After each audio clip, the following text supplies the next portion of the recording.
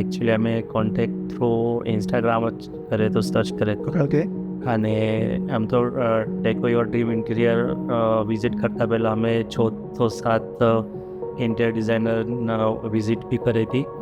પણ ત્યાં અમે ઓફિસે ગયા પછી જે એમનો જે અમારો જે કન્સેપ્ટ હતો અને ફર્સ્ટ વિઝિટમાં અમને બહુ સારો એક્સપિરિયન્સ આવ્યો હતો.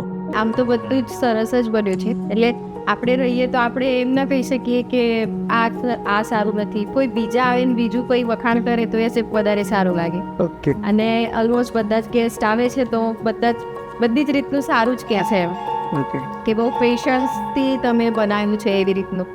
એમાં તમારો બહુ મોટો હાથ છે, નો ડાઉટ. કેમ કે જેવી ટીમ હોવી જોઈએ ઇન્ટિરિયરની કે ઓન ટાઈમ મતલબ કમ્યુનિકેશન થતું હતું વોટ્સઅપ પર, બધું એવું જે રિક્વાયરમેન્ટ જોઈએ, આ કલર જોઈએ. અને અમારા આ મિરર્સ તમે લાગી ગયા હતા પણ છતાંય તમે ચેન્જ કરી આપ્યા. આવી રીતનું બધું આમ બહુ કોઓપરેટિવ હતું.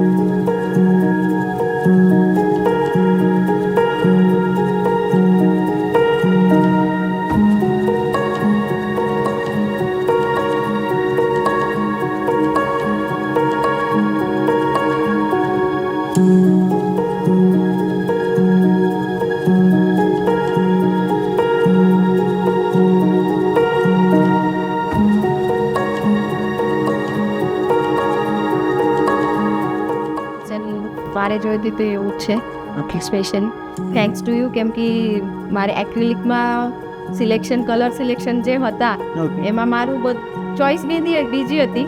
પણ પછી પુષ્પરાજે જે કર્યું અને પછી તમે કીધું કે જે તમે ચોઈસ કરો છો એ સારું જ છે, થીમ પ્રમાણે જાય છે.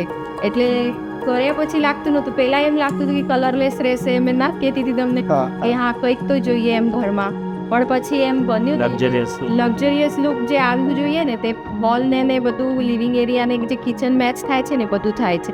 એમાં પાછી સ્પેશિયલી જે કલર ગ્લાસ લેમિનેટ લગાયા, કલર પ્રોફાઇલ લગાયા છે, લાઇટ લગાયા છે, એ બધું એટ્રેક્ટ કરે છે.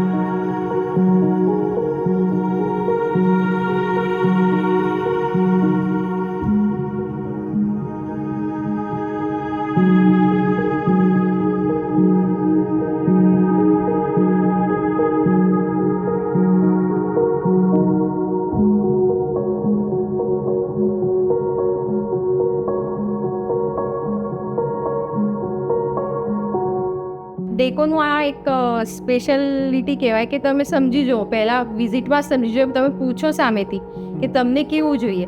અમે એના પહેલાં 2-3 વાર કેટલી જગ્યા ગયા ને તો એ લોકો પૂછતા નહોતા. એ ડાયરેક્ટ આપી દે કે આવું રહેશે, આવું રહેશે, આવું રહેશે. મતલબ પોતાનું ઘર છે, મતલબ પોતાનું નહીં, એમના હિસાબથી બનાવવું. એવું